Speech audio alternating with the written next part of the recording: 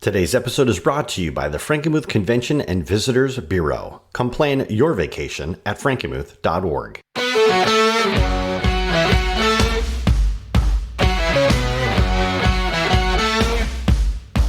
Ladies and gentlemen, welcome to the Call of Leadership podcast, where we interview people from our Michigan community who answered the call of leadership. We'll hear their powerful stories and get their advice so that we can be better leaders for ourselves, our family, and our community. I am your host, Cliff Duvenois, and today's guest has a very long and distinguished career in the field of education where she retired from, but she's also served on the Frankenmuth Rotary Club as one of only 2 women presidents. She also serves on the Special Kids in Action organization. Ladies and gentlemen, please welcome to the show the mayor of the city of Frankenmuth, Mayor Ackerman. Mayor Ackerman, how are you? I'm great, Cliff. It's a pleasure to be visiting with you this morning, and I hope that you are well during this COVID-19 crisis, and I look forward to chatting with you. I'm really looking forward to this. I was very happy when we established contact and you said you'd agree to be on the podcast, because I know there's a lot of people out there that would definitely like to learn more about what it is and what Frankenmuth is doing. So thank you for taking the time for us today. Really do appreciate it. My pleasure. So tell us a little bit about where you're from, where you grew up. Well, I grew up in a little farm community called Reese, Michigan. I am one of 6 children, the oldest of 6. My parents were farmers, and then later on they transitioned to recreational vehicle sales. So they had a small snowmobile, camper, boating business in the backyard out on the farm. So it was through them that I learned all about work, because that business was right in our backyard and we were always open. As children, we all attended St. Elizabeth Catholic School through grade 8. And then following that, we transitioned to Reese High School, where we finished our school career. And church was a big part of our upbringing. Reese was a pretty great community to grow up in. You mentioned something before about farming, and they actually started a business afterwards. So it's probably safe to say that you were probably pretty involved with helping out with the family business growing up. Yes, absolutely. I remember as a young child being involved in the farming industry. We were responsible for weeding the beans and the sugar beets, and we were responsible for providing meals for those that were working on the farm. And then later on, as my mom and dad began to open their recreational vehicle business, I would be responsible for helping in the house and with all the kids, and I would do some running for them. For example, the campers and boats came from Goshen, Indiana. And so when I turned 16, one of my jobs would be to drive to Goshen, Indiana, and pick up and bring home boats and campers. And so I was actively involved the whole time. When you graduated from high school, where did you go to college? I'm part of the Delta difference. I chose to go to Delta College because I knew that I was responsible for paying for my own education, and Delta was very affordable. Not only a great education, but I could work and pay for my own education. And following my 2 years at Delta, I had been able to accumulate enough money, enough savings, that I was able to also then pay for my education at Michigan State University. You decided to pursue education as a major. Why is that? That's an interesting question. I appreciate you asking that. One of my jobs was to work in the Reese Summer Migrant Program. And at that time, many of the farmers in the surrounding area would hire migrant workers to come in and care for the crops during the summer.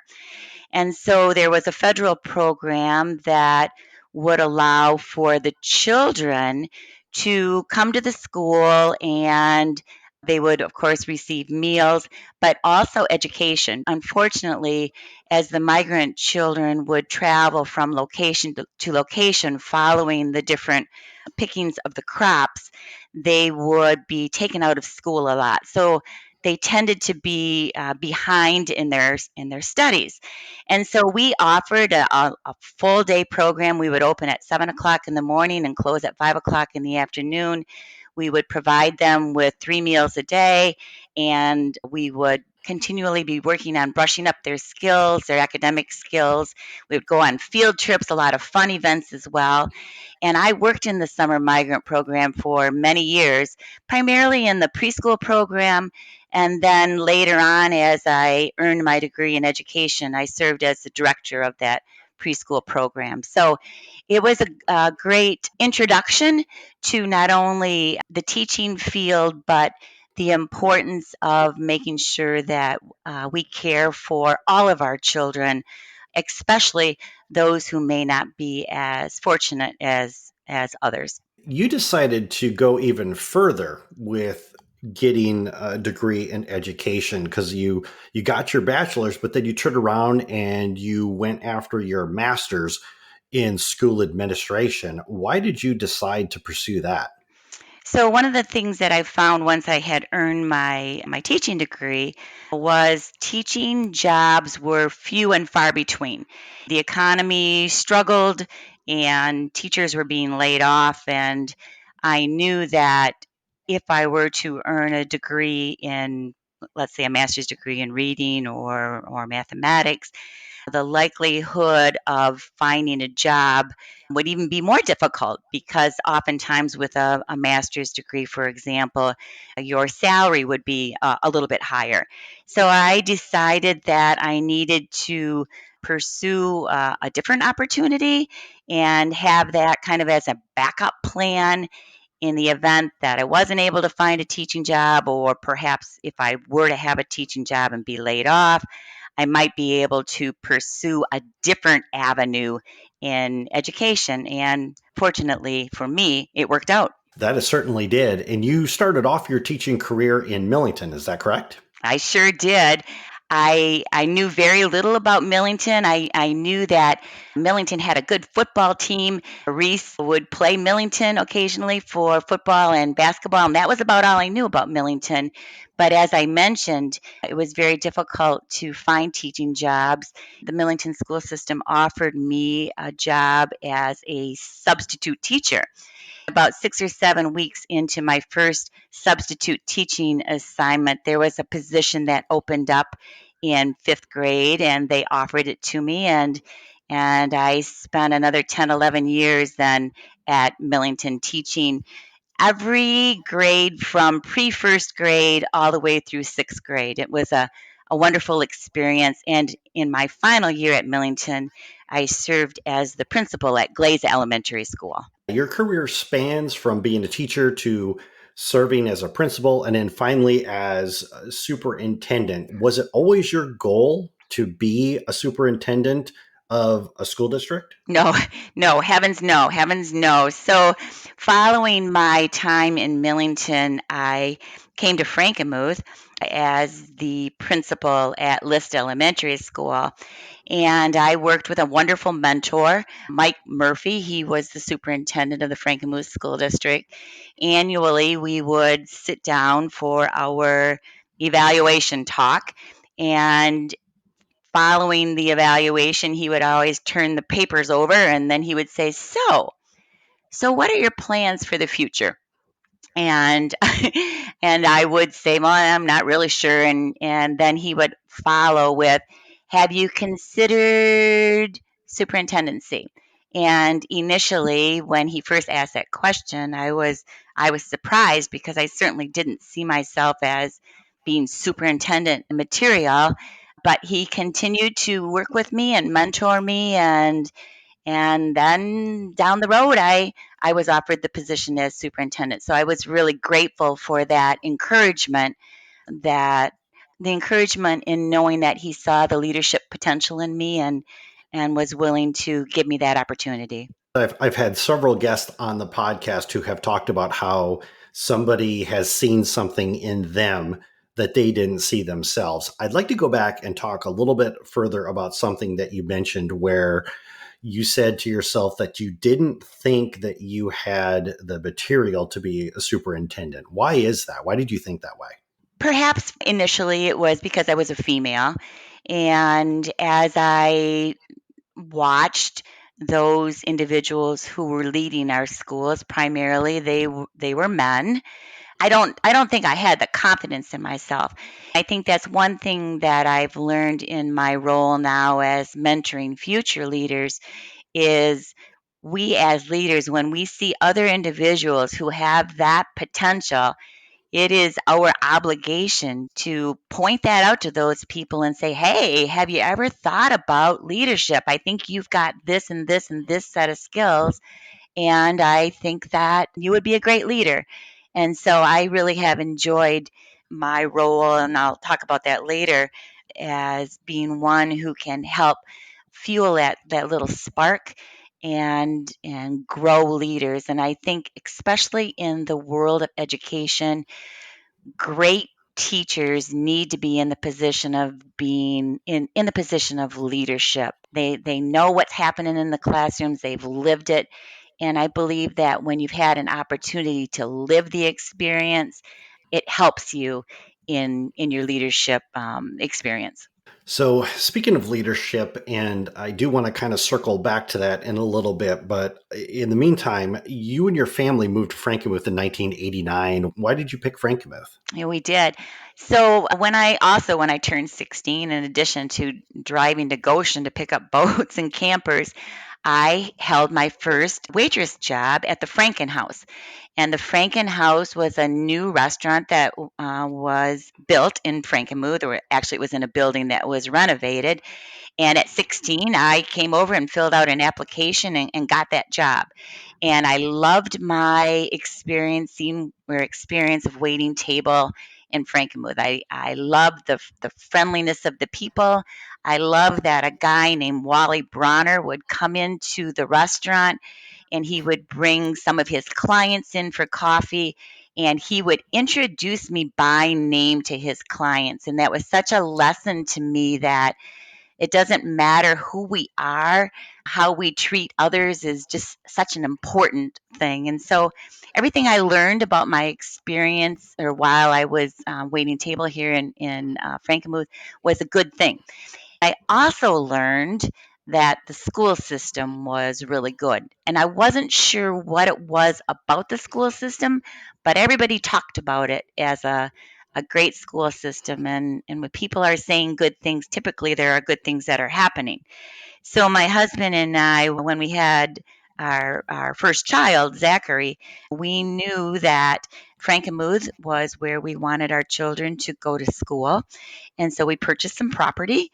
When Zachary was 6 weeks old, we moved to Frankenmuth because we wanted to make sure that we were here in plenty of time for him to go to school. And so we've been here ever since. And 2 or 3 years after we moved here, I accepted the position as principal at List Elementary School, and I truly was all in to the community of Frankenmuth. And you stayed very much active in education up until retirement and even after retirement. It seems like you've been very active in this. Talk to us a little bit about what the Executive in Residence program is at SVSU. Right. That's kind of a fancy title. And what it means is I have had experience in the field, and I now am on campus working with individuals who are interested in a career in school administration. It's a wonderful program that has been endowed by the Gerstacker Foundation, and annually, my colleague John Kaczynski and we are part of putting together a cohort of 12 individuals from all over the state. And we come together a weekend a month to study school leadership. And then we travel internationally to take a look at school systems in other countries, and of course, the culture of that country. So we have traveled to Chongqing, China. We've been to Tokushima, Japan. We've been to Hyvinkää, Finland, and most recently we were in Gunzenhausen, Ansbach, and Neuendettelsau, Germany, to study education. So it's a wonderful experience for the individuals that are involved. They develop a close network of colleagues that they can then connect with and count on moving forward. And then we start over with a new group of we call them Gerstecker Fellows. Wow, that sounds like an extensive program. It is. It's a wonderful, wonderful program, and certainly one that I wish would have been available when I was first starting. You've been involved with this program, you're still active in the community, and at some point in time, you decided to throw your hat in the ring and run for mayor. Why is that? Well, that was similar to my experience with former Superintendent Mike Murphy. There were several community members who knew that my role as a superintendent was done. I had moved on, and then the question is, have you ever considered city council? Well, no, I hadn't, but I certainly enjoy being active in our community and think that giving back to the community that's been so good for myself and my family is something that I needed to do. I ran for city council unopposed and was elected, and really enjoyed my time on the city council. When you ran for mayor Mhm. and you made it into office, how do you think that your experience in education has prepared you to be mayor of Frankenmuth? Oh gosh, it has prepared me well. And I think not only my experience in education, but just my experience in community. So, so if I talk about community first, I had served with the Frankenmuth Historical um, Museum and Foundation for many, many years. During that time, I met and got to know many residents, older citizens, and learned how they were all connected to each other. So that was one branch. Rotary was another branch, Special Kids in Action, another branch. And then on top of that, all of the families at Frankenmuth schools. So 20 years of families, young and old, and the relationships that I had with those people uh, really helped me then in my role as city council and then as mayor to to communicate with them and then help move the city forward. What would you say is your greatest challenge as mayor? Well, I've only been in the mayor business for a year and a half or so, and so I think that my one of my bigger challenges has been just figuring it out. What does the mayor do? What are all of the different commissions and committees and authorities, and what are their roles? How do we as a city best communicate with people? Back in the day, the only way to communicate was, of course, word of mouth and the Frankenmuth News, which came out weekly.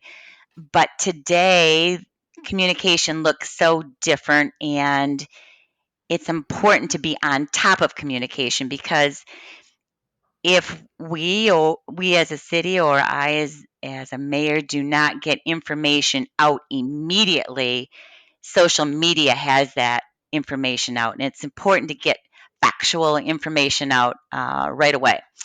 So I would say the communication piece, figuring that all out, has been difficult. The COVID-19 crisis has been has been difficult. However, I have to say that there is such a huge silver lining in what we as a city have learned along the way about our tenacity and about our will and way of working together to get things done. While it's been difficult and very challenging, in the end, we certainly will have learned from it. And I think it will be very valuable as we move forward as a city. Today's episode is brought to you by the Frankenmuth Convention and Visitors Bureau. German architecture, chicken dinners, and the world's largest Christmas store are just the beginning. Frankenmuth is quickly becoming known for so much more than chicken and Christmas. From trendy dining to timeless horse-drawn carriage rides, kayaking to adventure parks, ballparks, water parks, regular parks, sweet Moses, there's a lot to do in one trip to Frankenmuth. Visit the must-sees of Little Bavaria, then grab your crew and find something new waiting to be discovered. Pack a picnic blanket, order takeout from your favorite place, and let your kids delight in exploring while soaking up the little moments in life. Join the generations of families in our hotels during the 175th anniversary season in 2020. The perfect road trip awaits you. Start planning your unforgettable family vacation at frankenmuth.org. Now, back to the show. I absolutely agree on that account. And with the COVID-19, the corona recession that's happening, why don't you tell us what is your vision for the city of Frankenmuth? My vision for the city of Frankenmuth is, of course, for it to be bustling again. Sometimes we as residents complain about there being a lot of people here all the time, but it's interesting that when I listen to residents now, we're heartbroken that those people aren't here. And so we can't wait for the hustle and the bustle to come back and things to get rolling again. My vision includes continuing to move forward, talking about remaining true to our heritage and honoring our heritage, but how can we move forward? And that makes me think about when I was serving on the Frankenmuth Historical Museum board, one of the people that was serving alongside with me was a guy named Tiny Zender. And at one of my very, very first meetings, Tiny was huddled over with some of the Frankenmuth men, and he was talking with them, and I could hear him talking about Reese.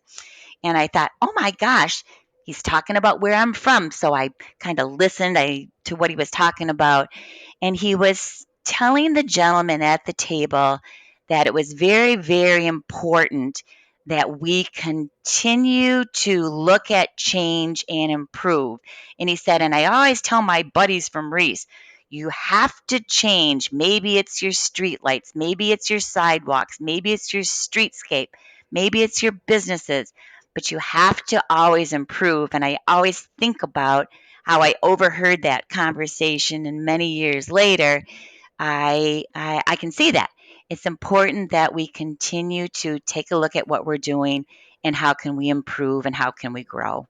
That's my vision. It's interesting to hear you say that, because when I did an interview with Dorothy Zender, and that would actually be episode number 3, what you just described is his total personality about investing in the city, investing in the community, making those changes, making those improvements as you go. So it's interesting to hear you kind of echo those sentiments that he shared. Absolutely. He was a great mentor to so many in our community. If you received $1 million grant to use in the city of Frankenmuth, any way that you wanted to use it, what would you use it for?